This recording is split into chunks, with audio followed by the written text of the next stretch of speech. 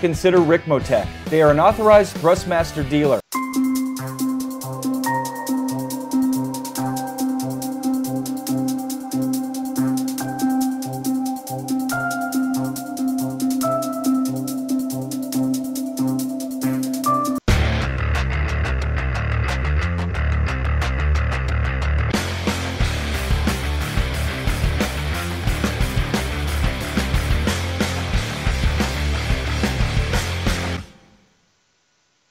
This show brought to you by Ricmotech.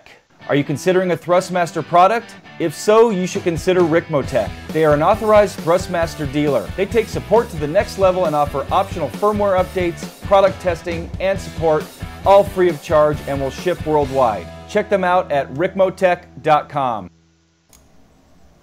Welcome to this week Inside Sim Racing, June 28th, 2017 edition. I'm John Sable.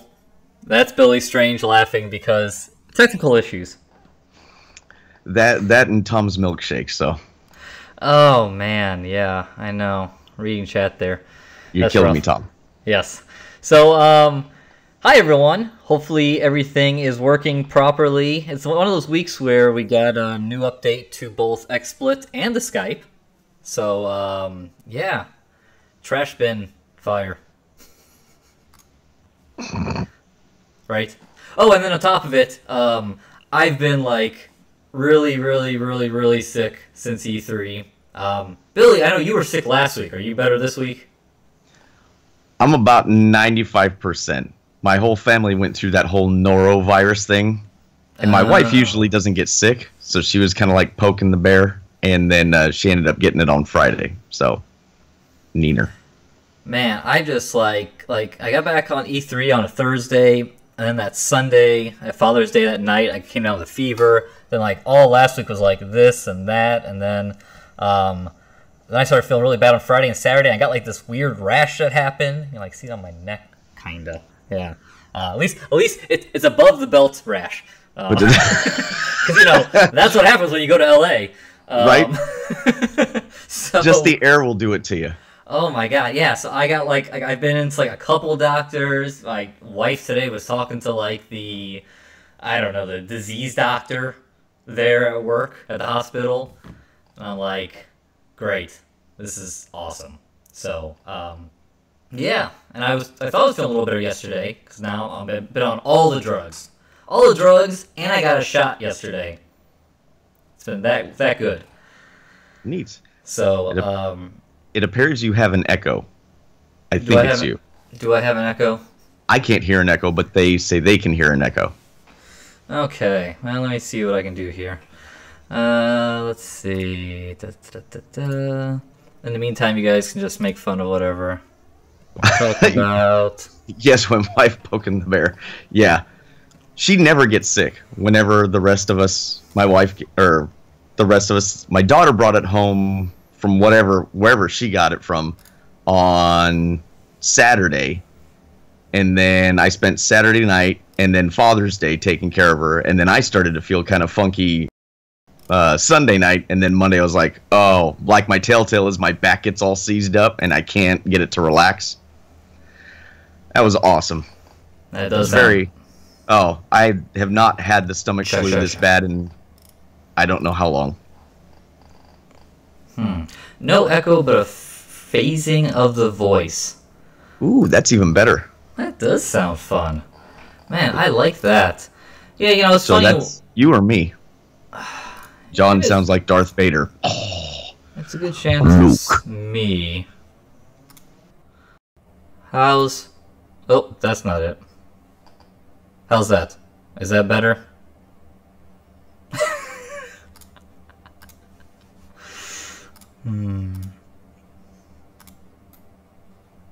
Start using sign language, and then I'll be able to interpret what he says. But I'm not responsible for any inappropriate remarks that he says that I may interpret incorrectly. Wait, was that better there for a second? Or how is it right now? That's what I need to hear. I did local recording, and this sounded all fine. Billy sounds like Billy. I don't know if that's a good thing or a bad thing. I'm glad you sound like you. That's good. So, wait. Was Yes, that yes? yep, Nope. Maybe.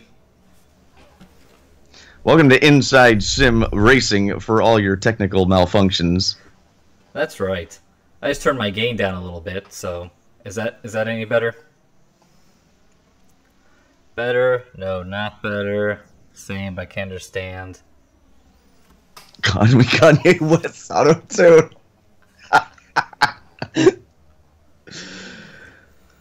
It's like a flanger. They are throwing terms at you that you don't really know, do you? Let me try something real quick. Phasing, flanger. I mean, those are things I use with the guitar, but yeah. They said for a second it was good. So let me do this. Let's see. System sound, none. When I was muted, John was not phasing. How's that? How's that? I'm gonna keep talking, and we're gonna see, because right now it's doing that thing that it used to do, where it does that delay, and it's really annoying for me.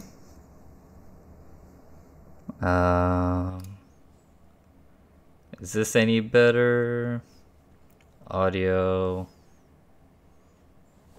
Wait, that's it? Is it better? Greater? This is a... Now it's good. Okay. We're gonna... Oh, I know. This is just how this show is gonna happen. So... Okay. Better? Okay. So we can roll. So... 12 minutes after the top of the hour, here we go.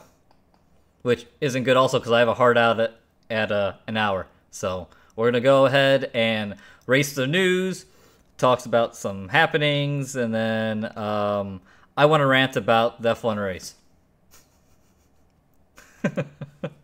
So we do have a straw poll. If you go and look in the description of this video, we have a straw poll about that F1 race. If you want to go do that, then we'll get to that later.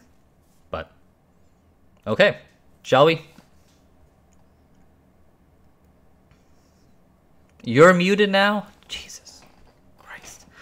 Okay. Let's try to fix Billy now. Billy's here. Skype. Billy's just gonna talk.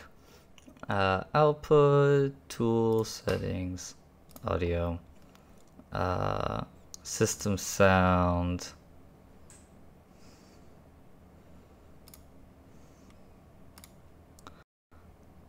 Okay, Billy, you want to talk?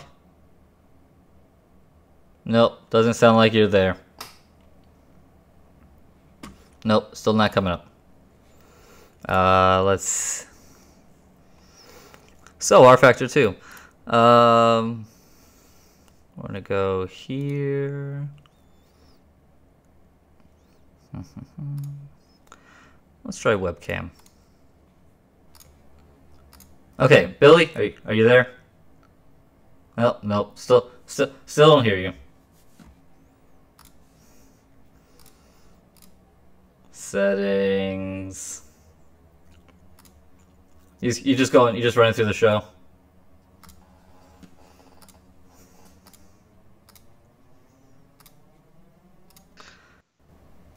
Okay, Billy, go ahead.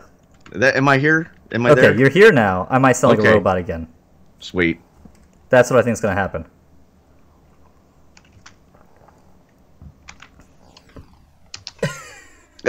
I'm just throwing it in chat. When I do the audio podcast, I got to cut out like all of this. No. Who doesn't want quality entertainment like this? I mean, we're subjecting these poor people to this. So you can hear Billy, but the echo is back. That's where we're at. Billy, go ahead and talk about this first rFactor 2 update. I'm going to work on stuff. All right, so as I've already listed in chat, there's a fix for UI issues in VR, And then there's also a fix for multiple discrete. Are they incognito? Are you hiding them? GPUs installed. And then they've also, let's see here. Oh, that's right. Yeah, the Sao Paulo, yes. 2013 track has received a visual update. And there was one other, yes, the Formula 2 also received an update. Not some visual improvements, but updates to the physics has been made as well. So if you're not familiar with Studio 397 and going through Steam, you do have to resubscribe to anything they have updated in the last, month and a half. You have to subscribe, and then your content will refresh with all the new, whatever the update they've done to that particular piece is. So it just doesn't, if you're using Steam, if you're going through Steam, you can't just, it just doesn't happen. You actually have to go into Steam Workshop, and it'll say like buy 3 Studio 397, and then you check mark, subscribe to that, and then it will update. It is not an automatic thing if you're using Steam. There you go. So it's cool to hear that they've worked on the multiple graphics cards. That's something that I now have in my possession, 2 1070 graphics cards. I'm going to be doing a new PC rebuild here pretty soon. And I might not keep both graphics cards, but I think I'm going to go and see how they perform in SLI in different titles. So that's good to hear, because that's another one that I can add to the test.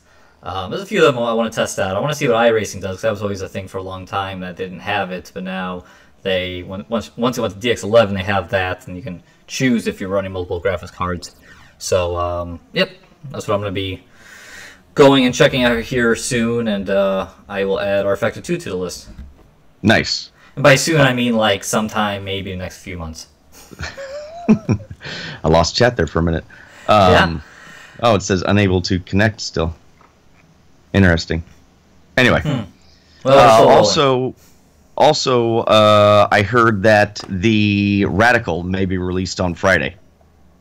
Oh, that'd be cool. The new Radical, because I think in this update you could paint your car. The Radical, that is. Mm-hmm. But now I've heard that, don't know that it's confirmed, but I've heard that it's possibly releasing on Friday. So keep your eyes peeled for that one. Okay. How about this next story as I continue to try to figure out why I'm getting 2 mics picking things up. You know, I have my microphone for my webcam turned off, but Billy, go ahead. Assetto Corsa. All right. Assetto Corsas, they've announced there was an oops to begin with. They announced it but didn't announce it, and the poll wasn't ready to go, and so they had to kind of rework it real quick, and then they finally officially announced, but it's the Ferrari 70th anniversary celebration pack. And so they've got a 250 GTO, 330 P4, 312. Oh, those are okay. Yeah, 312, another 288. Looks like a F1 car, and then an 812 super fast. What a name! Ferrari's really? Just like super fast. Right?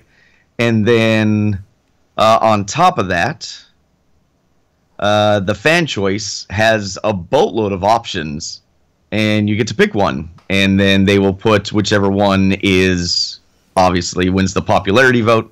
They will put that one into the pack. And then I heard they were going to release it sometime in the fall, if I understood them correctly. Yes, I believe it's a fall release. Yeah, so you have a mix of classic to modern cars.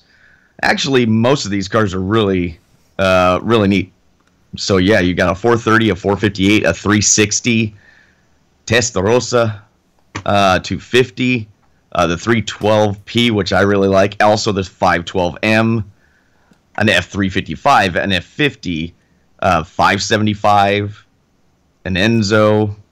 Looks like you've got an 07 and a 17. Just even at the very end, you've got a 488 GTE. So what's your pick? You can only choose one. Do it. I think it was hard for me between the 312, the F333, because I don't think that one gets enough love, and the 512. And I was trying to find something that other cars could race with, and so it kind of axed out the 333 for me. And I don't remember if I picked the 312 or the 512. Because I figured we had enough GT cars, and more than likely that's going to get the pick because most people pick the modern stuff. But I think I picked the 312. Because that was like I think they classified that as a Group 6 car. And so it ran like Sebring and Jackie Ickx and Mario Andretti. All bunch of guys drove the 312, and they used that in the Targa Florio, if I'm not mistaken. So... Okay. Yeah, I know yeah, by the way, guys, I saw my sound is... I finally found the mute button on the webcam. So, that was it. Yeah, so, by the way, thank you whoever was saying about double audio. I figured that's what was happening. I just forgot. I went and I turned the volume bar down all the way, and I missed the mute button. So, normally haven't had most of these settings in a long time. For me, I know this probably won't come as a surprise. Part of me wanted to say 2007 F1 car, because that's like my favorite Ferrari ever of their Formula cars.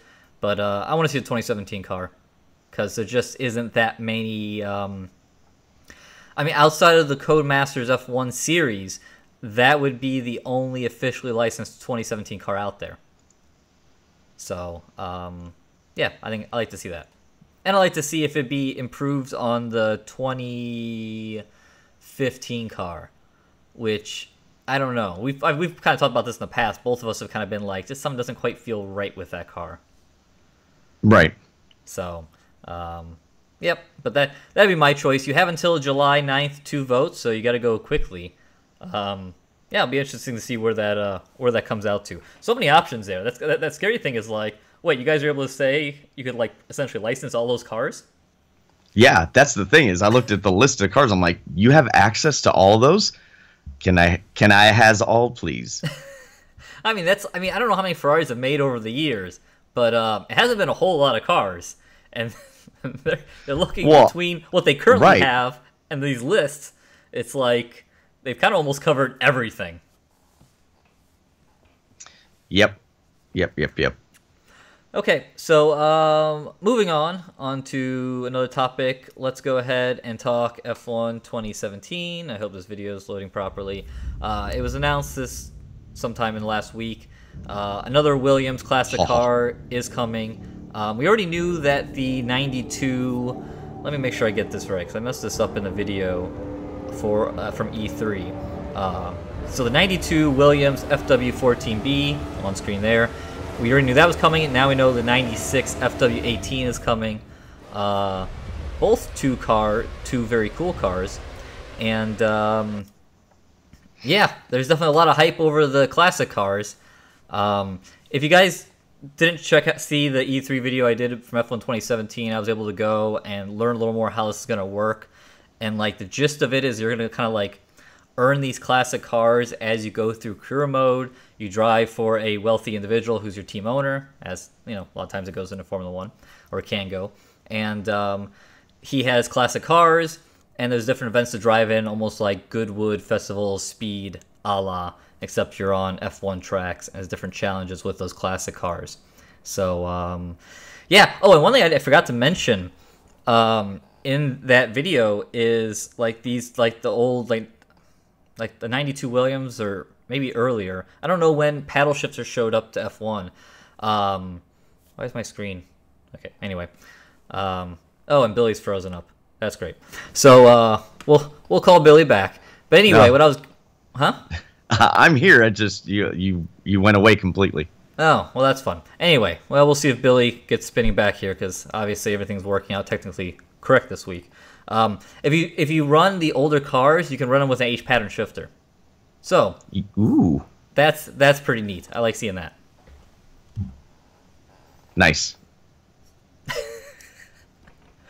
We'll see if you ever come back, Billy. Can you hear me at all? No, we can hear you. We just can't see you. That's good enough. Well, I don't know. We really need to see that pretty face of yours. Let's try that. Oh, there you go. You are. Yeah. back. Oh, that looks great. I mean, your webcam doing a great job of resetting. See, I told you I'm in like the black hole of the internet. Yep. Okay. Let's see. Moving on. While Billy tries to work with that, iRacing has new UI coming to the service. They released this video yesterday that kind of shows live it off. Today, isn't it? It is live today. Is it live right now? I think so. Okay. So this video came out yesterday, and earlier this morning I was getting the show ready. I went ahead and threw this in here so you can see what it looks like. There it is. It looks much better. I have sampled it a little bit. Billy, have you spent much time sampling it? Yes. Okay, so what are your thoughts on it? Some things are easier. Some things are a little more difficult. It's just a matter of, I think everybody's going to be used to the other systems so much that you're just going to have to get used to it. Okay. So this is a UI preview, something I didn't mention. So this isn't like the full-on release. This is kind of like a soft release, still kind of in testing form. You don't have to use it, but there is an option to go and use it. And the release notes were released today. Here we go. Today we are making available Time Attack. Oh, that was another big thing. The new Time Attack is now available through the new UI only. So the preview of the new user interface. With the new user interface, you'll be able to view scheduled sessions and seasons and sessions, join withdrawal from both official and non-official sessions, create and join hosted sessions, launch new test sessions, update and purchase content, view and join time attack competitions, view time attack standings, time trials, and VR is the last bullet point listed here, which I'm pretty fascinated by that. Because one of the things that was a feature of this new UI that iRacing talked about was trying to not take you out of the game. So I guess something that gets really hard on the service is the going from the web page to going in the game and then bouncing back out. And that can be kind of hard on their end. And then, obviously it's kicking you out of the game. So they were trying to make it so you can kind of jump from practice session to practice session or qualifying session, what have you, and stay inside the game. So I'm wondering when they say VR, what that's going to be like if you just keep your headset on and then see the UI and go to the next session and all that good stuff, and not have to take your headset off like you currently have to do. It would be a plus for VR users. Yes, that would be. So yeah. That is pretty neat. One thing that was noted here, please bear in mind, this is a preview where there are some bugs, performance issues. There's somewhere on there where you can click and give your feedback if you're having issues. So go ahead and do that. But a step in the right direction. Sweet.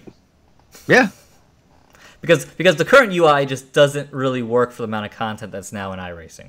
Well, yeah, and it's very, for a new user, it's very hard to understand.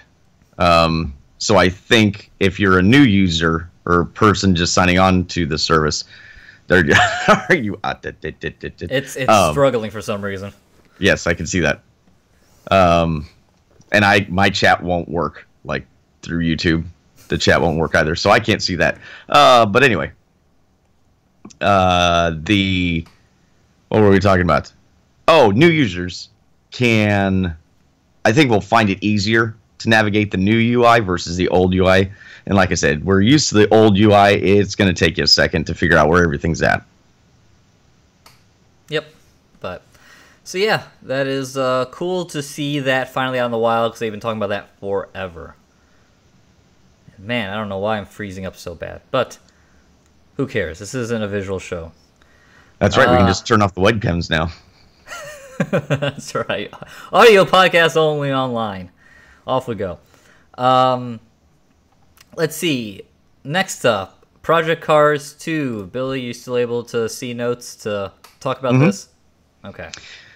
Yeah, just it says new cars announced in conjunction with digital pre-orders, which by now, the pre-orders went live yesterday? Is that correct? Was it yesterday or the day before? Pre-orders went live yesterday, I believe. Yesterday. Okay. So, yeah, they announced pre-order packs. They're talking Japanese car pack, You've got the 280ZX or ZX, IMSA GTX, a GTR R32, which is cool. Honda 2 and 4. I always used to say 2x4, but it's 2 and 4. Racing liveries, which does it say what that is? It just all pre-orders get that? It doesn't say here. The Japanese car pack is part of the digital standard and deluxe pre-order editions of Project Cars 2. Okay. Sometimes they part and parcel them out. And then you can grab a season pass for, what's that? Project Cars 2 Digital Deluxe Edition for $29.99 US. And the total, so each of the DLCs would be priced at $9.99.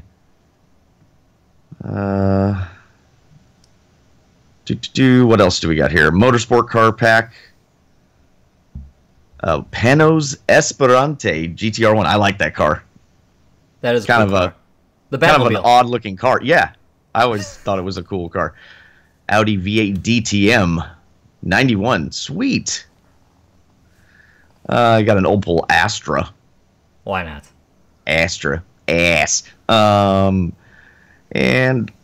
what does this say? Motorsport car pack offers highlights only modern and historic racing legends and underdogs. Is a season pass exclusive. So does that mean you have to buy the season pass to get that? Apparently.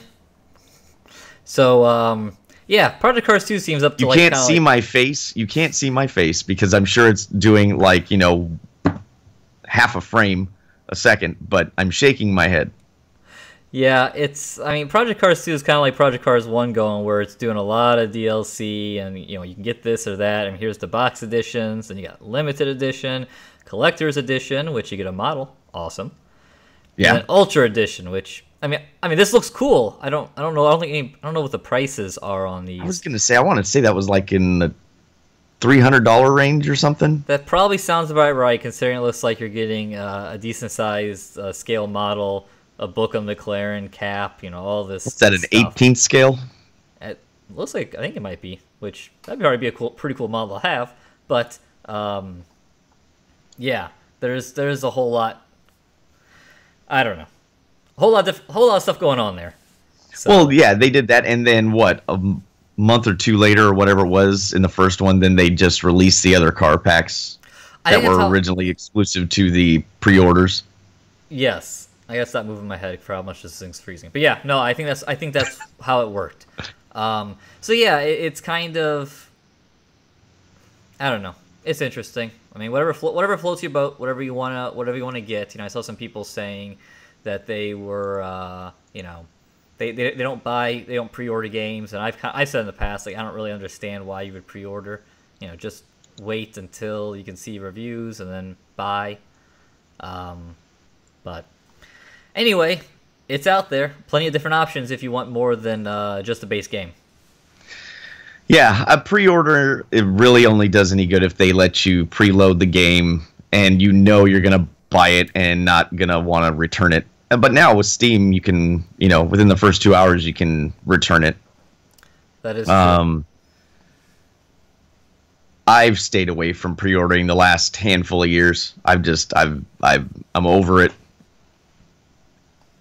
It's just like the Call of Duty deal that they did, where I think the last game you had to pre-order and buy the deluxe whatever it was, and then you got a remastered Call of Duty 4 Modern Warfare, and now they've just announced that they're releasing it standalone. Yeah. So it's all kind of interesting, but okay. So that will do it up for the news today. I see a bunch of questions and comments, people asking where Darren's at. As we've talked about announced a while ago, Darren is full-time at Sim Experience, so he's busy doing that, but we'll have to get him on the live show sometime. Once in a while I'll go and I'll hit him up and be like, hey, can you do it today? And he's just busy doing that stuff, because that's a full-time job. So Darren is still around. Billy's definitely around. He's right here. And look at this color he's got going now. It's fantastic. Fantastic. So, let's go on the happenings. As I mentioned earlier, might not have gotten in the robot voice. I've been extremely sick for like 2 weeks now because LA E3. So I'm behind where I want to on videos. I think like I came back, got some of the E3 videos out over the weekend, then I got sick. Last Tuesday I got out the NASCAR Heat 2 video. Oh boy, NASCAR Heat 2. Well, if you watch that video, I mean, you probably saw, hopefully you picked up the impressions of my thoughts so far. Yeah, well, and the unfortunate part is they released another video. I think IGN or somebody got it. I don't remember who got it, but they're showing like exclusive gameplay, blah blah blah, and it's showing the car, and maybe it's just me. The engines still don't sound right. It sounds like the same sound as last year. So it's not good. Yeah. So yeah, I got that out on Tuesday, and then I was more sick, and then I felt good enough on Thursday to bust out that Goodyear footwear video in one day. By the way, that brought up so much of I don't know, interesting conversation in chat. And a lot of people in the comment sections dismissing why would you need a shoe for sim racing, and apparently I need to do a video on this, and I guess I will. I'm thinking of doing a video talking about gloves and shoes. No, socks are, people saying I wear socks. Socks are the best. Socks are depends on the pedals. Exactly. Socks are the best if you're using like a Logitech or Thrustmaster pedals. I use socks for both of those forever. But then when you go to a load cell pedal, I got the Fanatic V3s with the brake performance kit. When you just wear socks, your feet get beaten up. You really have to wear shoes, so you don't beat your foot up, and then you're not able to press down as hard and miss your braking zone and all that kind of stuff. So right. Okay, so if you've never experienced a low cell brake, it might sound kind of far-fetched to wear shoes. But trust me, once you go up to a more realer feeling brake pedal, whether it's load cell, hydraulic, etc., you definitely want to have shoes. So, yeah, I used shoes with my Ricmotech set. Interesting that my CS, I always get these confused. It's CSRs or the older one, the Elites that I'm running now. I don't, even though that's a load cell, I don't have to use shoes. That one doesn't bother me to use just running socks. In fact, I feel got a better feel for the brake. I really like the brake on that thing, and I have no idea why. Yeah, using a pedal any stronger, a brake pedal any stronger than what I've got now, I'd have to run shoes. You need that support, and also you got, depending on how your foot is on the pedal. A lot of those pedals have holes in them, like you said, that'll tear up your feet. Yeah. So yeah, I just wanted to mention that. I see there's some other questions popping in. We'll get to those. I switched to gaming.youtube, and now my chat works. So okay, I was going to mention that. Someone mentioned that in chat. So thank you. To get it working. Yeah. Okay. Finally on happenings. What was I getting at? Oh, yeah, then we did the Goodyear shoes, and then I died over the weekend. I slept all day Saturday. So I'm behind on getting the Fanatic CSL PS4 video out, wheelbase. I've driven it some. It's on the rig. I was hoping to drive it some more this morning, but I had to go lay down. So, yeah. Had to go take your power nap? Pretty much. So I'm trying to get that out. I'm not like, as someone commented on in the YouTube comments yesterday, I'm not holding back on it because we're sponsored by Thrustmaster. There's always a conspiracy. If you would have put it out right away, it would be because you're paid off by Fanatics. So hey, apparently we're paid off by Slightly Mad Studio now, since I drove Project Cars 2 at E3 and thought it was pretty good. Sweet.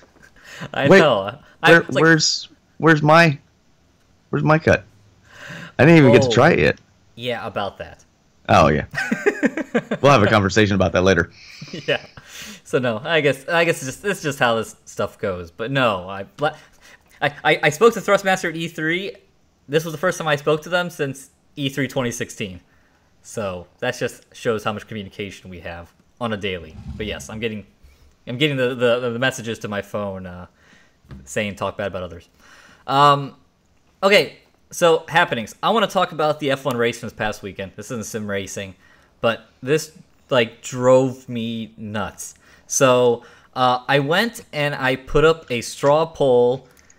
Here's the poll, and the question is: did the stewards get Hamilton/Vettel contact call right? And I have penalty was too harsh.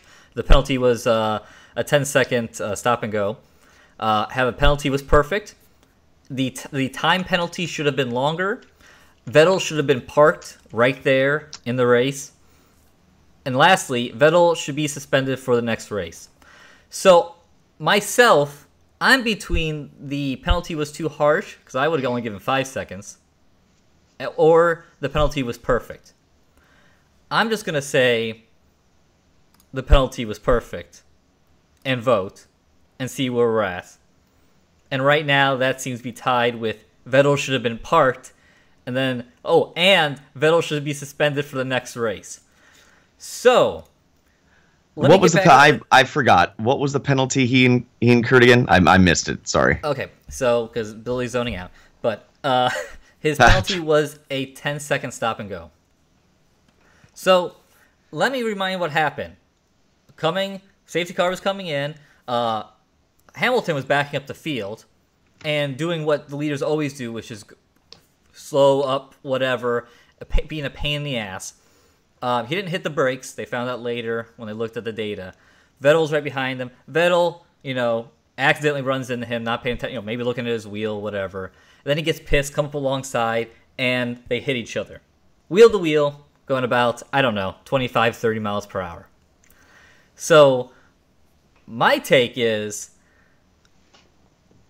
I was first out of the penalty. I thought the penalty was fine. I was blown away by the response post-race online, with how many people saying he should have been parked or suspended for the next race. So what was the rationale for the penalty to begin with? That he drove into Hamilton on purpose. He drove into him on purpose on the racetrack.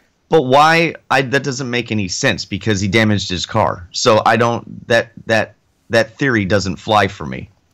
Well, he damaged his car when he ran into the back of Hamilton to begin with. Mm-hmm. That damaged his wing, and he thought Hamilton brake checked him, and then he went alongside and hit him. So that was the actual penalty, not the actual slowdown and where he ran into the back of him. It was when he came up alongside of him. Yes, exactly. Okay. All right, okay. I understand. So, Billy, I want to give this to you because you've raced in wing sprint cars. Probably, let's just say, some of the most dangerous form of closed circuit racing out there. Just based off sad statistics of fatalities and stuff like that.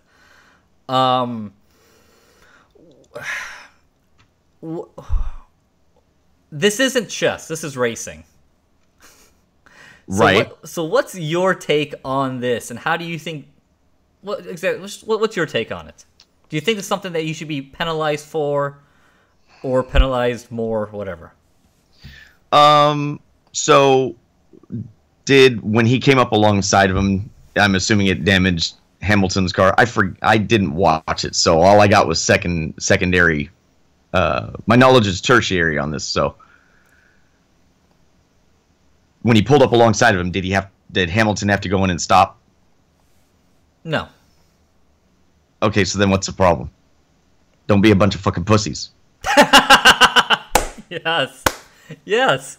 I don't understand. I mean, yeah, if you want to give him a 5-second penalty, that's fine. Whatever. Yeah, don't do that because you could cause problems under the yellow. But I mean, you ever go to a sprint car race and two guys are ticked at each other? They'll go next to each other and start banging wheels under the yellow, and then the race director, gets after them. If they continue to do it, then you get ejected. But I know what it's like. It does. I know from the outside it looks like you're being ridiculous, but from the inside, when you got that helmet on, things don't work in a logical manner most of the time. I'm sure Vettel felt like he brake checked him and messed up his car. on purpose. He's playing games. Why are we playing games instead of just racing like two grown men? And you get ticked, and then you know your car's messed up, and it's like, you know what? I'm going to let you know right now. But again, you could go back to, like, there was a NASCAR thing where they were talking to crew chiefs, and the crew chief was like, you guys can knock each other's lights out. Don't mess up the car. I always thought that was funny. But I think this is getting blown out of proportion way too much. Give me a break. I mean, you guys, it's way too overblown for the scenario. It's not like, now I would take exception to if he caused Hamilton to like spin out under yellow. Yep. You know, took him to the fence or something like that. That's a completely different scenario in my eyes. Damaged his race. But come on, quit it. That's just a bunch of crybaby stuff. Hey, look, I've done it. I've been behind the guy. My first race in the sprint car where I was battling for the win, we were under yellow. I was behind the leader, and I was ramped, and he brake checked me before we took off, and I slammed right into the back of him. See, that's as a driver, when you're behind, you know your best chance to pass is on a restart. That is your best opportunity to pass. And you can't afford to let that guy get away from you. You can't. Because you will never get that time back. So I'm sure Vettel was queued up and like, I can't let him go. I can't let him get this gap. I can't let him get this gap. And boop, runs into the back of him. It's a mistake on both of their part. Hamilton's playing games. Vettel's a little too queued up. Whatever. Yeah, Vettel messed up. Yeah, I'm seeing comments about this should have been a ban and stuff like this, and I'm just like, guys, this pales in comparison to what Verstappen was doing like the last couple of years on blocking. You know, some of the blocks he threw one at Raikkonen at Spa, like going 180 miles an hour. Where Raikkonen. By the way, I did see the actual video. I saw the video where he ran into the back of him. Yeah, I just couldn't remember what the penalty was for. I didn't watch the race. I saw the actual video of him hitting. So, IMZ, I did watch it. Thank you very much. Yeah. So I just those throwing those blocks at the end of straightaways at that speed, that's super dangerous. This tire, and the other thing is, I don't even think Vettel intended to do it. It was an accident. I think he did one of those things where he turned his head and he turned in the direction he was looking. So I think he was kind of embarrassed that because he didn't mean to run into him. He just wanted to come up alongside and show his disapproval, and then they accidentally hit. And Vettel, and Lewis moved slightly over. Not that he was doing it on purpose either. It just you know, they accidentally touched tire going 30 miles an hour, and this is racing. This is supposed to be the top, and you know, there's egos and, like you said, adrenaline working, and I don't let the boys race. This wasn't dangerous. It was an accident. Give him the penalty. He served the penalty. That's fine. You know, the race I'm not going. But for Hamilton after the race saying, "Think about the children." Oh, shut up. This has been, you know, both of these guys have been. I like both drivers, but they are both grade A complainers when something doesn't go their direction. And that's just what you're seeing here. But no, this is ridiculous. I just feel like the whole thing around F1 is just like, I think it started with the teams and drivers where there's so much complaining and being babies, and now the fans have done it too. Where it's just like, grow a pair. Like this is racing. This isn't chess. This is dangerous. And people want to say, like, you know, maybe I'm just looking from like a NASCAR perspective of like in the U.S. I watch IndyCar all the time. Those guys are banging wheels to wheels going down the backstretch of Road America. You know, and that's and as the statistics show with fatalities in there and crashes, IndyCar is extremely dangerous. So I just don't get this.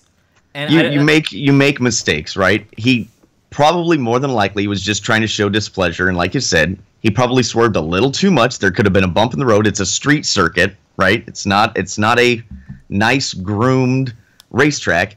Could have grabbed the front end, pulled it a little too far, and that's all that it is. It's a mistake.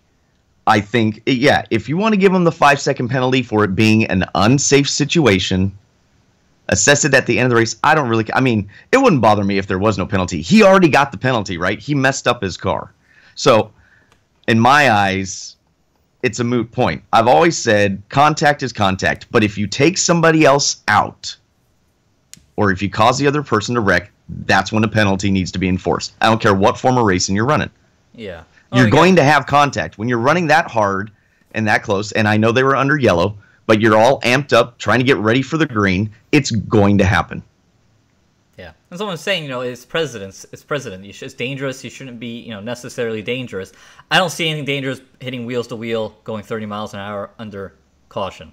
What's dangerous about that? If Vettel goes and turns into him at the end of the straightaway as they're going 203 or 206 down into turn 1, that's dangerous. That should be a severe penalty. So, and then I'm getting a comment about, Verstappen didn't cause any. Verstappen threw major blocks that he only got away with them because he was racing around very good drivers who stopped. Right. Again, the speed, that matters here. So whatever, like I said, my position, they gave a penalty. That's fine. It's a penalty more based on Vettel just making mistakes, not paying enough attention to in front of him and accidentally hitting him, whether it's on purpose or not, and then move on. But this whole FIA right now is talking about a race ban. I'm fine with the penalty. I mean, that would I have called it? No, but I mean they made that decision. I don't think that's an unreasonable penalty to assess. But banning him, saying he shouldn't be in the next race, that's a bunch of grow up. Yep. But at the very least, this is hate, and hate's a good thing in racing. So you guys think it is a normal thing? I've raced. No, I'm not.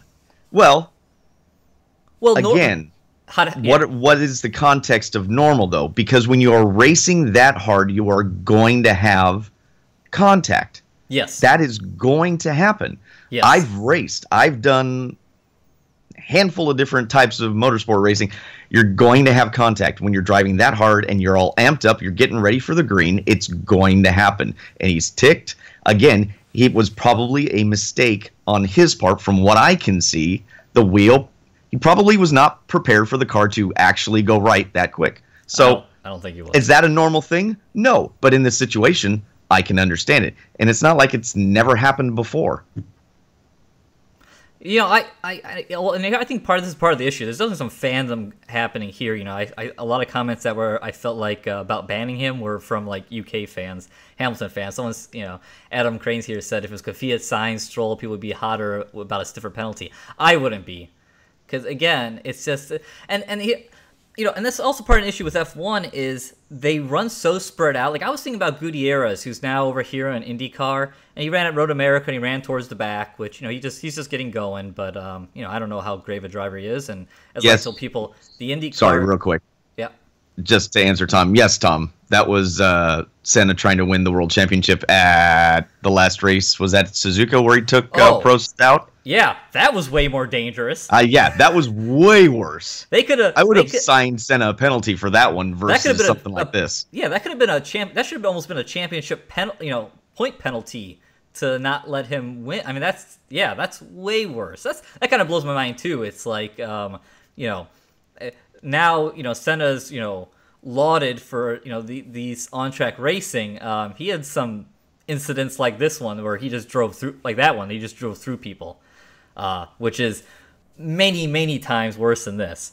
So, but what I was getting at is, unfortunately in F1, throughout a season, there aren't that many times that guys are actually racing one another. And so you don't get as many these flare-ups because there just isn't that wheel-to-wheel competition like you get in other series. So, I don't know. It's just... yeah, Senna did admit that. So yeah, this does have a bit of feeling of Schumacher Villeneuve. So yeah, right. Which that was fascinating. Talk about two guys who don't like to give an inch. Yeah, you're right. Both Senna and Prost did it. Prost, however you say it, did it the year before. Yeah. Okay, so I think I beat the dead horse on that one. What about you? No, I feel good about that. I just had to get it out. I just had to get it out. I just thought it was ridiculous. But let's see what the straw poll ended up at. Results, and boy, very divided. It's cute. It's interesting how even this was. Look at that. Penalty was perfect. Vettel should have been parked. Vettel should have been suspended for next race. All 10-10, 9 votes. Penalty was too harsh. 8 votes. Okay. So, That's fair. I mean, everybody can have an opinion on it. That's what makes it interesting, right? That's what creates excitement and drama. Some people are okay with it. Some people aren't. You got Vettel fans. You got Hamilton fans. I'm not a fan of either. I really don't care. But yeah. You're right, John Hoyt. F1 has given penalties for less in the past, and that's not okay either. F1 just needs to take a breath, relax, not treat itself so seriously. Okay, let's go ahead and get to some Q&A. Got a few minutes here, so and I think I actually might have a few extra minutes because apparently my softball game's now at 7:15, not 6:15. So, softballing it, huh? Not that I feel good. Oh god, I'm like, can you find other people so I don't have to be there? Okay. Real quick. I'm not getting after anybody. I like a strong opinion. So I like it if you have a strong opinion against mine, and I like it that in chat we can disagree and continue on and still have fun going to the next topic. So that's all I want to get out of that. Nope. As Adam wrote there, people are talking, and talk is good. Okay. First question. Let's see here. Allie, what do you guys think of stage racing and NASCAR so far? Will you watch Daytona this weekend? Who's your favorite driver now, John? I think, as I said in that NASCAR Heat 2 piece, I'm struggling to find a favorite driver, so we're in my Jeff Gordon cap. I do like Ryan Blaney a lot. He drives for Ford, so I don't know how to feel about that, and part of Penske organization, which I don't really care for Penske in either NASCAR or IndyCar, but kind of like cheering for the evil empire. But yeah, I do like Ryan Blaney. Stage racing, I'm just not a fan of it. At some points it's made some of the races more entertaining this year, I'll give you that, but I think the races are just too long to begin with. So just make them shorter. And the stages and this point thing is so confusing. These points are impossible to keep up with. And that's the thing I hate the most, is the confusion. Make it simple. Only top 10 should get points, my opinion. 50 points to the winner, 25 points for second place, 1 point for 10th. Well, you can't do that though. You can't. No, you can't. You can't. Sure you can't disenfranchise teams like that. That's what they ran into the problem with Can-Am. Back in the day, Can-Am became a struggle because of technology, number one. But number two, they were only paying points out, just like Formula One. And the small team was then getting nothing for making the trek. So I don't agree with not giving everybody points. I can see where you're saying that the stage racing, I'm on the fence. Like, I like the stage racing because I think it does provide a reason to race hard in the middle of the race, and it creates some exciting racing. But if you have to artificially, in my eyes, create excitement, and it's no different than the DRS stuff and curves and all that, to me that's artificial. Yep. Some other people may disagree, but then you have a greater flaw in the program, and you need to address the bigger flaw instead of putting a Band-Aid on it. So I agree that the races are too long. Yeah. They used to be an endurance test, right? That's kind of what the thing was, because back in the day, you had a handful of cars that would finish. These guys would basically duct tape and rubber band these things back together to get them on the track, and they could still finish in the top 15 and get some points. And nowadays, it's not really like that. You don't have a high mortality rate with the cars unless you're at a super speedway. So why not? If you're going to do it this way, then just do it Saturday night short track style. Do qualifying, heat races, a dash, and main events. Yeah, make them sprint races. I was perfectly entertained with the Formula One race on Sunday that stayed within the 2-hour window, even with a red flag. Mm-hmm. It doesn't need to be that long. It doesn't need to be longer than 2.5 hours. Let's see, what else is up? Eugene, Gran Turismo Sport or Project Cars 2? From what I experienced, I liked the tire model more on Project Cars 2. Gran Turismo Sport felt like it was on top of the track. Not that things haven't been, not that improvements haven't been made to the GT series. I think they have been. It's just that right now, I honestly, the whole bar has been raised in sim racing, and I feel like when it comes to physics, it's now the separating between the two is tire flex. That's just kind of the term I'm rolling with. That is the big thing that I feel. Yep. You know, differences between sims now is not you know, oh, the car feels like it's on ice anymore. Now it's like, how much do you get that over the gradient slip, you know, over the limit gradient for slip from the tire? And that's, you know, a bunch of things are happening, but it's a good part of it is the tire flex. Yep. So, yeah, so right now I'm feeling, like I said in the video, I'm felt tire flex in Project Cars 2, which I'm excited about. Gran Turismo Sport, it's feeling like it's on top of the track. But we'll have to see. In the beta version, I would agree with that. I would agree with that assessment. Yep. Canon Medioff. You're building a PC for triple monitor iRacing. What graphics cards would you get?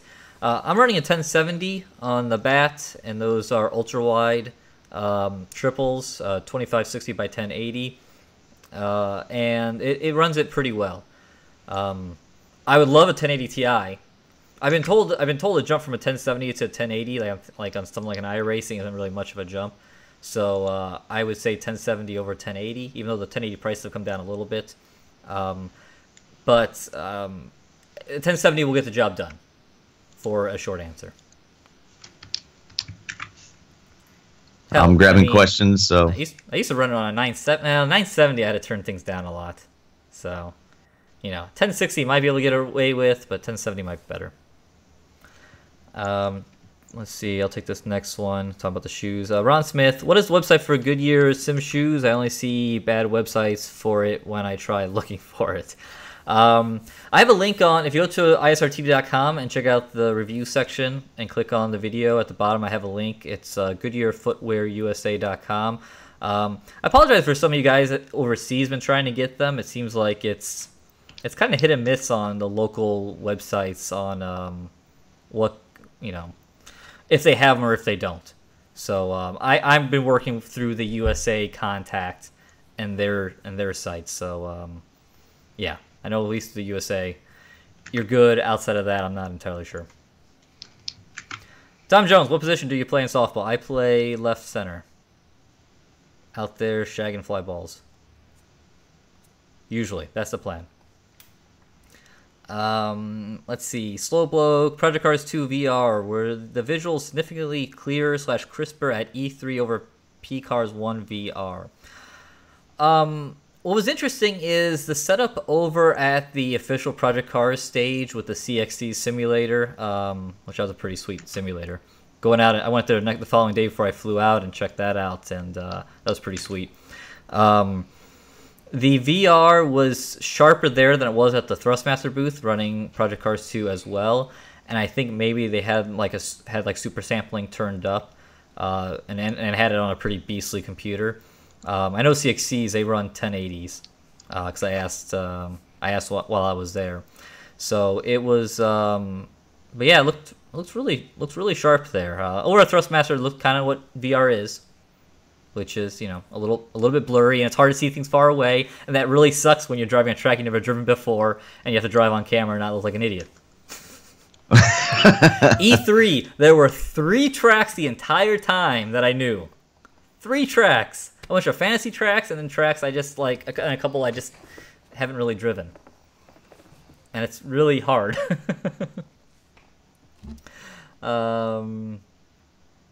Let's see. Billy, you want to take this one? Have you seen the new IndyCar Aero for 2018? Oh, yes. I like it. I think it looks neat. I think it looks awesome. Yeah. I'm very excited. I want to see that in sim racing ASAP. It's just an update to the base Delora, which now is in a whole bunch of titles. So I really hope that like iRacing jumps on that, and Project Cars 2 is going to have all the 2016 Indy cars, so it'll be nice to see them upgrade at some point to 2018 kit. I know one of the holdbacks on the iRacing side is people ask, are you going to come out with a Honda or Chevy Aero kit?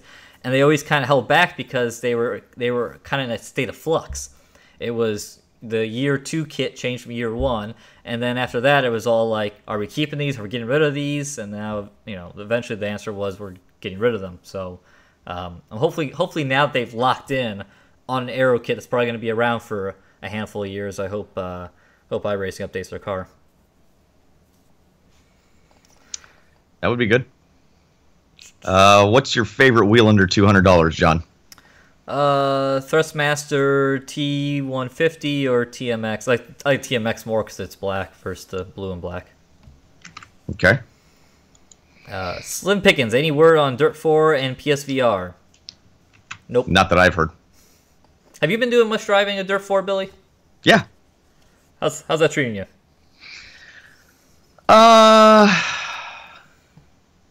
So this is an interesting thing that I like it, but there are definitely things that I would change. After something as small as the dust clouds in Rally I think it looks really good. But when you play on the Land Rush stuff, if you get behind it, you literally can't see. And I've raced in sprint cars where it's been really, really dusty, where I can literally only see like the glimmer of the aluminum wings in front of me, and that's it. But you still have a different awareness than how the dirt is portrayed in Dirt 4. You just can't see. And so you basically can't make a pass because it's like you go one way and they go the same way because you're trying to get out of the dust, and you end up running into them. So it just makes it very difficult. So stuff like that, small things, I find that I wish were better. I still think that they've admitted there's a fundamental problem with the gravel and how the car interacts with the gravel stuff. So disappointing to hear. Yeah, it's frustrating, and it frustrates me more that the reason that they gave was that they didn't have anybody to really test it. It's like you could have. Hello, hi there. Billy's a tester extraordinaire. You could have sent it to me, and we could have at least got it close. It may not have been perfect, but we could have gotten it much closer than it is. They did the asphalt, the tarmac stuff, I think is much improved. There's still room for improvement, but it's way better than it was on Dirt Rally, in my opinion. But gravel it's like, people want to praise Richard Burns' Rally. I think that's the opposite end of the spectrum. I don't think that there's enough grip in that. If you play the bone stock version, those cars are too fast, and they've gone through tests and found out that those cars were actually going too fast for the distance that they're covering. Number 2, I know rally drivers are like, oh, this is the most realistic. I have a hard time with this one too. Unless they race a lot on a simulator, taking a driver from the real world and just throwing them into a simulator, they don't know what they're supposed to feel. So they can sit there and go, oh yeah, I can steer the car, I can get it sideways. Yeah, this feels real. That's not accurate. You need a driver that does both to give you an accurate feel of what the car is trying to portray. So Richard Burns' Rally, I think people liked it because it was incredibly difficult. It's very hard on the original physics model without the mods and anything like that. And then you have Dirt Rally, which people compared that to Richard Burns. And Dirt Rally, people thought, the hardcore people were like, oh, it's not hard enough, which, again, I disagreed with. But I even thought in Dirt Rally there were times, depending on the car, that there wasn't enough lateral grip to the gravel portion. Other cars felt pretty good. I feel like they went the other direction, and the way Paul explains it is they didn't touch anything there. It's all the aero and the chassis flex and the suspension stuff that they changed. That changed how the tire interacts with the surface. So they technically didn't go into the tire model or the surface and go add more blank. Yeah. But because the car reacts differently now, it feels like, and that at that point it doesn't matter anymore, because for us as a player, for us as a sim racer or driver, whatever you want to say, it doesn't. I don't care the reason of what it's doing. I'm telling you what it feels like. I've had several crew chiefs go, well, it should do this. And I'm sitting here going, but it doesn't do that. It does this. I don't care what you tell me it does. The car's doing this. This is no different. You can tell me all day long what the reasons is. I believe you. But the car doesn't react like it should. If you hit the handbrake, depending on the car, it does not get the back end around. They're like, oh, change the diffs and do all this stuff. And what's funny is the diffs weren't even working right until the last update, 1.04. So all those people that said lock the diff and do all this stuff, they weren't even correct in what they were saying. It's a placebo. It's very funny what people start to feel and think about. So you show them, Billy. You get them. I just, well, it's just one of those things where I understand, and it's, if we were all using the same hardware, right? If we were all using the same hardware, same monitor, same PC, everything similar, then it would be easier to narrow down. But I'm sure some people, felt like it made a difference. Yeah. It probably didn't. You probably were driving it a little different. But now they actually changed the diffs.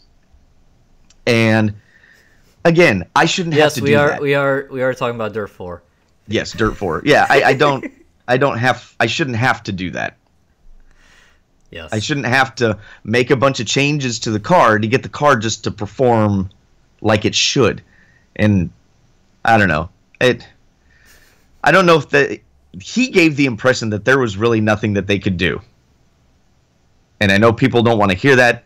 I was in a chat with some people and they're like, no, they can fix it. I'm like, I'm just telling you what Paul said in their live stream, is that part of it, they can't, that would be like rewriting the code. It is a fundamental issue buried in Dirt 4. Now, if you go and do the Rallycross stuff, I think the Rallycross stuff works pretty good. I think it's better than Dirt Rally was. But there is a fundamental problem on the rally side with gravel. So. Yeah, I got someone take your word. I've barely been able to do any driving of it between E3 and SICK. Tommy Lindvist, I think. Maybe we'll go with that. Sorry, Tommy. Since we're on this topic, said Q&A, Dirt 4, when I drive Rally, it doesn't run smoothly like it did in Dirt Rally. Do you have the same problem? I run triple with 1070. I have talked about earlier, 1070 with triples as well. Yeah, Dirt Rally, I had to turn some things definitely down settings-wise on graphics, and Dirt 4 is like really struggling to run on my triples. Like 40, 50 frames per second struggling, and that was even after the day one update on the PC. So that was supposed to address PC. It was taking advantage of also NVIDIA came out with new drivers. So I have the latest drivers that support Dirt Rally. Then the day one update, and I went out and I was like, okay, it was bad the day before. Let's see if it's better today, and it wasn't any better. So yeah, I'm kind of experiencing the same thing. Let's see. Where are we at on questions? What's your opinion? Do you have an opinion on the Texas IndyCar race? Texas IndyCar race was a crash fest.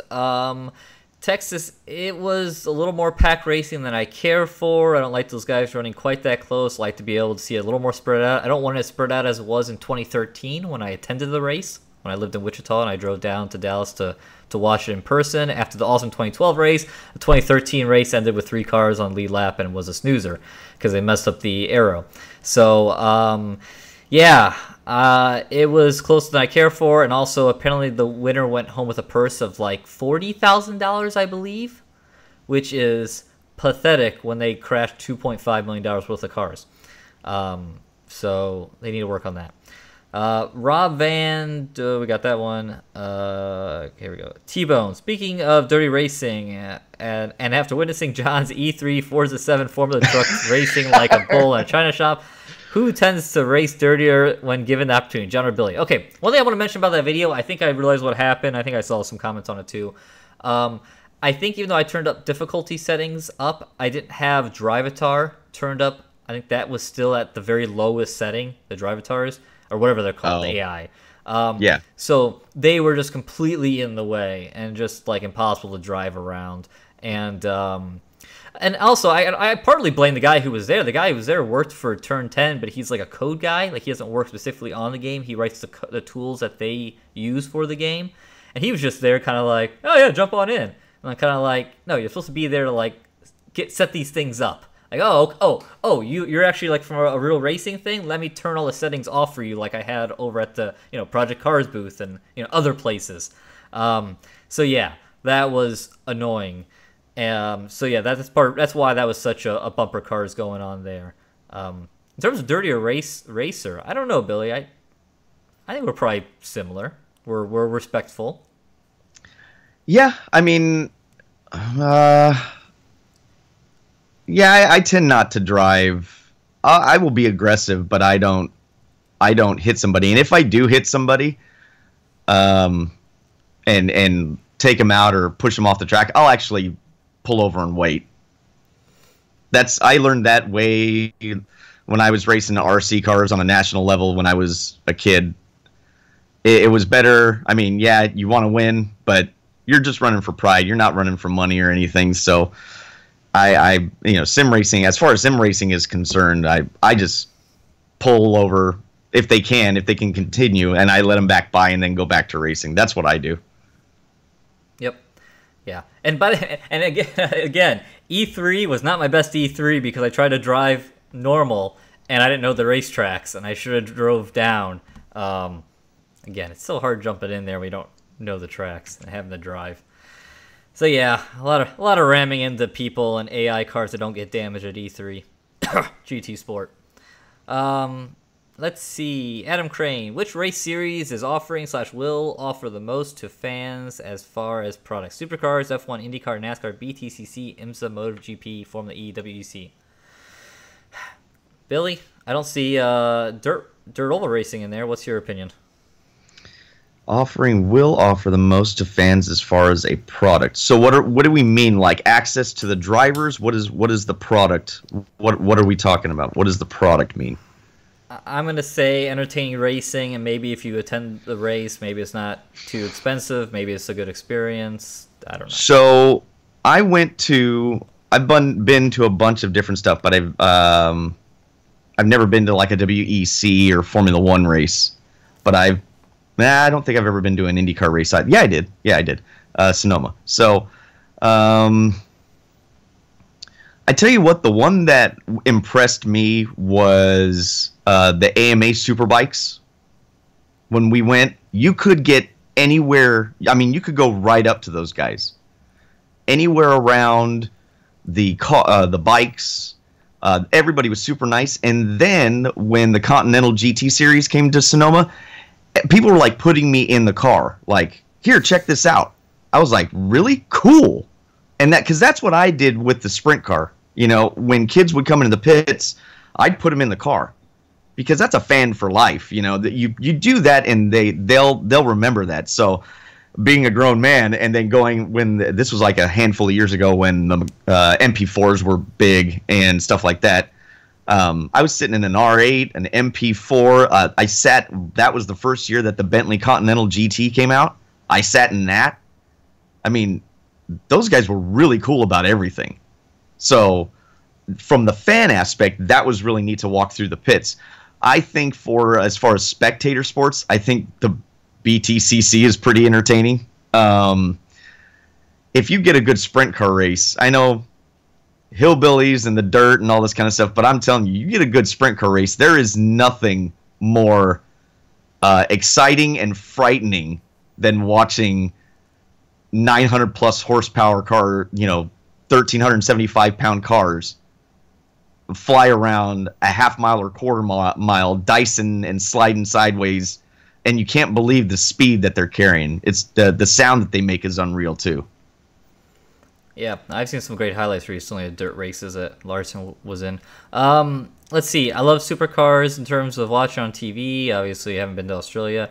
IndyCar, been to a bunch of races. IndyCar is a good experience. NASCAR is, always, pretty good experience. It's easy to go over to Indianapolis and get close to the cars and stuff like that. One thing I'm excited about IndyCar, I wanted to go up to Road America this past weekend, and then just life, and obviously I was like dying, and I didn't leave my bedroom this weekend. But next year they're doing a $100 weekend where you can go to Road America 4 days. $100 covers all the races and parking. And there was a bunch of races up there. I mean, the Indy Lights races were entertaining. The Pirelli World Championship was there, and it had entertaining races. And then, of course, IndyCar. So there was just like a ton of racing, and $100 to go roam around what looks like a gorgeous Road America. I think nice and parking. That's cool. I think that's cool. a deal. So I really want to try to get up there next year. I'll just have to get done with E3 coverage quickly. Let's see. Sam, I can't pronounce the last name. What do you guys think of the FIA penalizing a less F1 driver way worse than a top team driver? I feel like they don't dare to give them a penalty. I mean, they shouldn't do it, but I mean, the FIA again, this is talking about a conversation earlier about F1. Besides, I think somewhat being wussy on some of these things, I feel like they're very political. And that might happen. It shouldn't. Yeah, I just want them to be consistent. That's what my main complaint is. Just be consistent and let them race. Yep. Let's see, Wayne. Have you tried the PS4 Fanatic? Watched a video of it, and it seems as loud as a G29, which is strange for belt driven. I have driven it. I don't think it's as loud as a G29. I have had a little bit of belt slipping, for lack of a better word, happening, which is odd because I don't recall that happening for the Xbox One version. I'm gonna go and I'm gonna throw the Formula rim on it and see if maybe the change in diameter of rim, because that's something that I had this conversation with Thrustmaster. It was really fascinating talking about the Sparco deal when I was at E3. Is for the longest time they wanted to do, I don't know if it was them or Sparco or Combo, wanted to do a deal with a real world rim, but the hang-up was the size, because both the Thrustmaster rims are 31 and 33 centimeters, which is nice, and these are full-size rims. But when the larger the rim you get, the easier it is to turn. So they needed a wheelbase that was strong enough that it wasn't just going to be like, nothing. So the smaller you get, the stronger it feels. So like the last time I tested the CSL Xbox One, or just whatever, we'll go with that. I was running it on the PC with the 26 centimeter diameter Fanatic Formula rim, which I like that rim. I just wish it was 28 centimeters and had a little more beefier grips to hang on to. But because it's so small, it really makes it feel like the force feedback it exaggerates it. It makes it that much more difficult to turn. So when you go to a larger diameter rim, which the rim I got for the PlayStation 4 CSL is 30, I believe, it deadens that. It makes it easier to turn, and that force feedback doesn't feel as strong. So I need to kind of go back and forth there. I try to spend a fair amount of time on these wheelbase reviews, so it's kind of our bread and butter, and I know you guys... Easy for you to say. Easy for me to say. And they're expensive. So, and you want to, I know you guys are watching these reviews to go and decide if you're going to make a purchase. So I need to do a little more testing there. But thoughts so far. No donation box or just questions from chat. I wish, no, just questions from chat we're grabbing. I do want to figure out some way to get donations going. We need to get that. Not that people need to do it, but that super chat thing, I guess, is a thing. Good. Yeah, I need to get donations going as I'm looking at a new PC build and spending a bunch of money on that. Let's see, John. When are you going to try the heavy old DLC for ATS? Probably never. Okay, I'd love to. I'm just being realistic. ISR TV coffee mugs or T-shirts? Question mark. There's been a little bit of movement on that front before E3, and then E3 happened. So I need to circle back to that. Well, E3 happened, and then I got deathly ill. So I feel deathly ill at the moment. So I'll circling back to that. And then I'm actually curious about this too. What was your Nigel asked? What was your highlight from E3, or plural? Sure. Let's see. Just kind of running through things. Forza Motorsport 7 wasn't too impressed with, but I got 2 minutes in a truck. I don't know. I feel like that game is going to be a bit of, hey, look, it looks pretty. That's kind of what I've gathered so far. Okay. GT Sport, doing that race with the stage and the announcer and stuff like that against other media members, that was really fun. That was really fun. That was exciting. That was really cool. I liked that. Project Cars 2 physics, I was pleasantly surprised by, and it was nice with that, as unlike other things I talked about where I only got like a few minutes to try something and then off. I got to go and run that multiple times over at the Thrustmaster booth, being a D-bag and using my media pass and jumping in the line, and to say I'm like, I want to drive that, and so no, Project Cars 2's got me. It's got my interest, and I didn't care for Project Cars 1, so and now I'm a fanboy for it apparently. So the sparkle rims from Thrustmaster feel really awesome. Those are cool. I can't wait for those to come out. Those things are legit. Yeah, those are good takeaways. Cool. Yeah, I'm excited to get my hands on, well, really all the titles that you got to try. Forza. I'm curious if there was a difference between GT Sport there and the beta that I've played, and then, yeah, Project Cars 2. I do have to say you upped my hype meter just a little bit. I was like, damn it, I want to play it. Well, you know what was interesting, cool? I was talking to Rod Chong there from Slightly Mad Studios, and he talked about how like one thing he really focused on, that he didn't care for Project Cars 1, was that like the car, they had a decent amount of cars, but they were really broken up. It was like a car from this discipline, this yes. Know, it was just kind of all over the place. Yes, that was one of my criticisms. Yes. He said that he's like, okay, let's go and multiple cars. Like one thing he mentioned right away was like the Group C cars. They got like 5 of them. Oh, sweet. They got like the Jag, and they just list them off. They have like 5 of them. So, nice. They've really gone, and they've said, okay, we're gonna get multiple cars. That's so cool. For these classes, and go back. And I hope it's good. Cars. So I hope it's good. I knew that would tickle. You know, they got the whole IndyCar field, even though. So you know, there's. Yeah, that's good. That's, you know, I mean, I understand, you know, trying to get the licensing for all those cars, but I really am a proponent of, you know, having a full field of cars that are not just 1 or 2 of the same thing. Yeah, and something else that also was interesting was when I went to CXC and I talked to Chris Constantine there, the CEO. You know, I asked him about Project Cars 2 because they've been working with them, and I was kind of like, "What do you think of Project Cars?" And he said like, right, I didn't have to like, you know, lead him. He just like went right into it. He's like, "Yeah, they hit me up," and I'm kind of like, "Okay, I didn't really care for Project Cars 1." It was kind of like, you know, they have it on their simulators for people who kind of want to just, you know, go play something. But he's like, you know, I didn't really care for the tracks and the physics and stuff like that. You know, pretty much all the same complaints that I've talked about. Mm-hmm. He's like, you know, they came to me and they're like, well, we're working on this stuff. And they started working with them. And he's like, yeah, I mean, it's like they're doing it.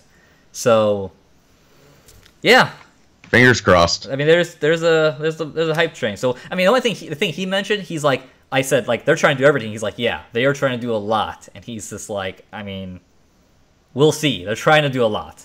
Right. Okay. All right. Blake asked, do you think... Go ahead. Oh, go ahead.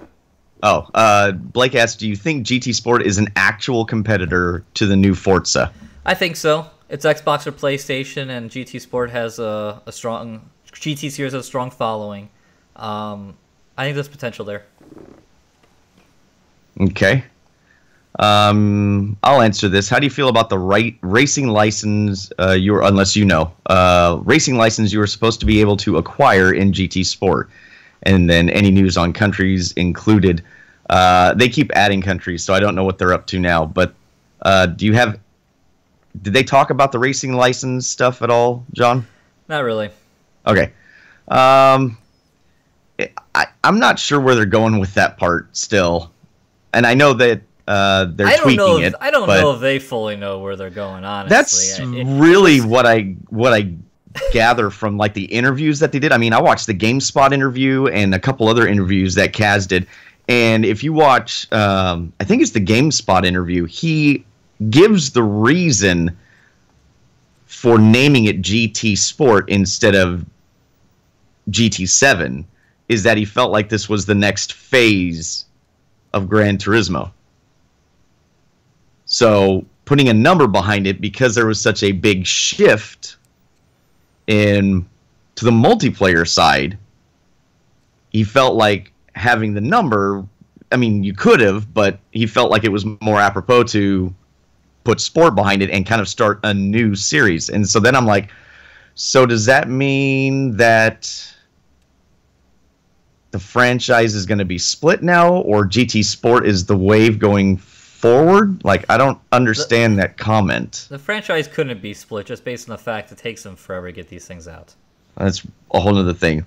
Real quick side note. On that note, there is a the channel is called No Clip, NOCLIP. Daniel Dwyer just did a 3-part series about Final Fantasy XIV.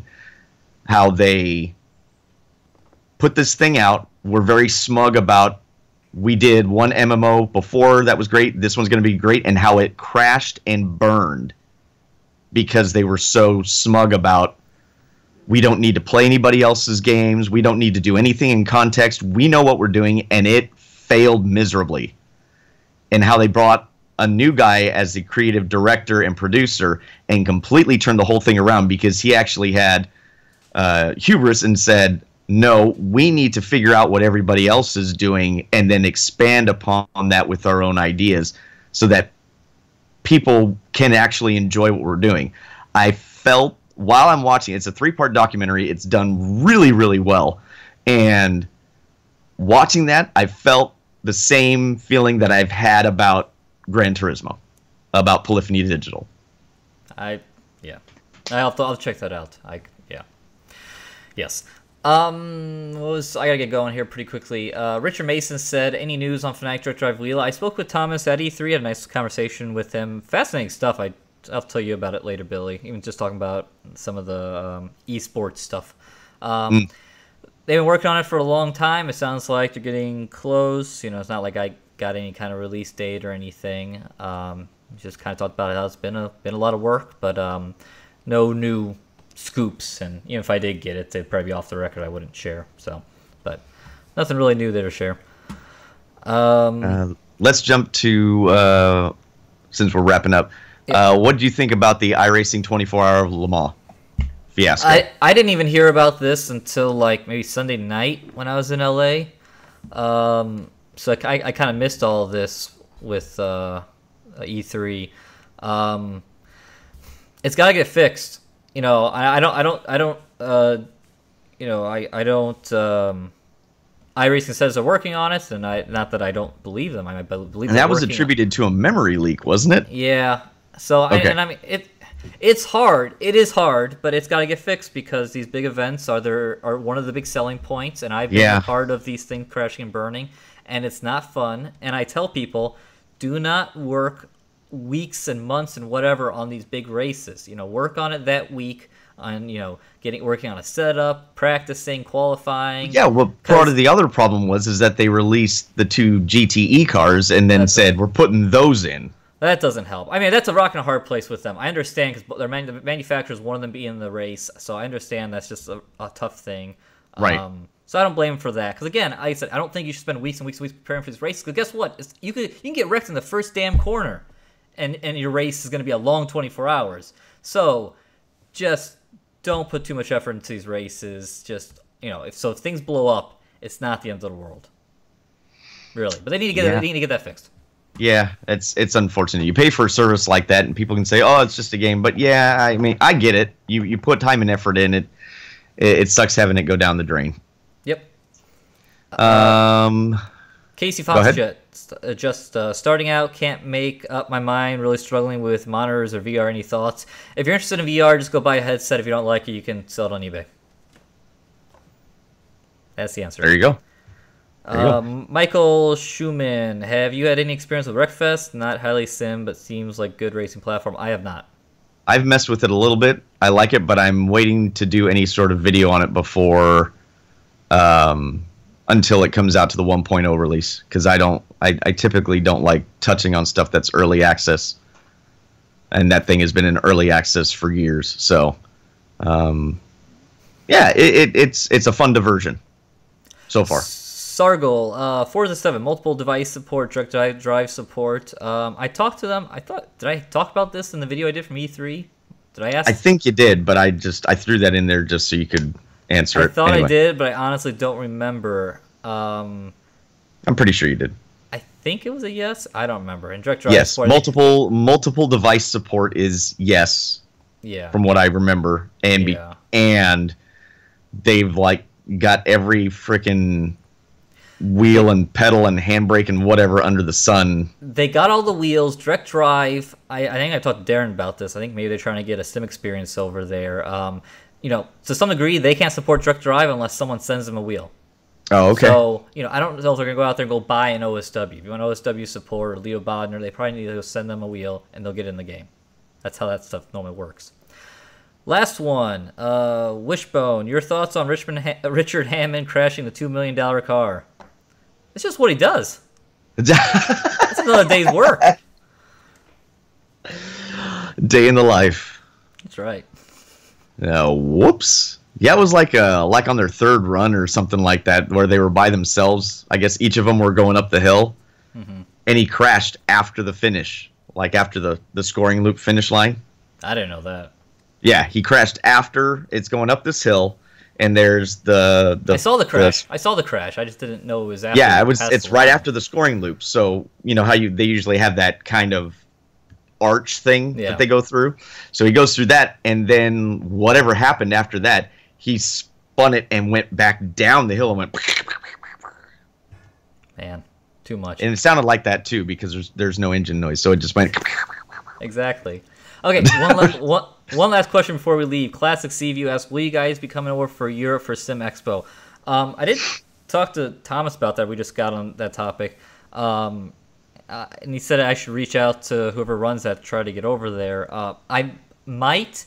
My only reservation at Sim Expo is like, I think the weekend before Project Cars 2 comes out.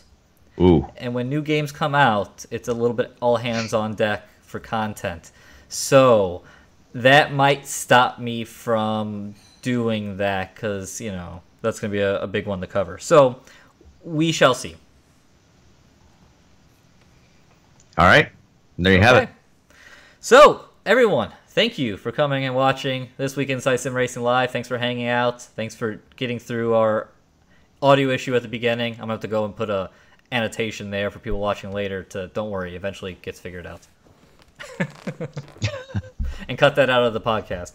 But Thank you for hanging with us and giving suggestions, and we eventually got there. So it should be better for next week. Anything else? Sounds good. No, I'm good. End it on a whimper. Right? Well, I mean, we could have stopped at my my F1 or my Dirt 4 rant or whatever, but we continue to go. No, we pushed through your Dirt 4 rants. So anyway, thank you for watching this week Inside Sim Racing Live. If you enjoyed the video, please give a like. Obviously, you're probably subscribed to the channel. Check out our website. All sorts of good stuff there. You know the drill. Amazon affiliate links. If you want to support the channel, click on the Amazon affiliate link. Shop through Amazon. That's the way to give us some money back until we figure out some way to get things turned on here. But anyway, for Billy Strange, I'm John Sable. Thank you for watching. We'll see you guys later. Thanks.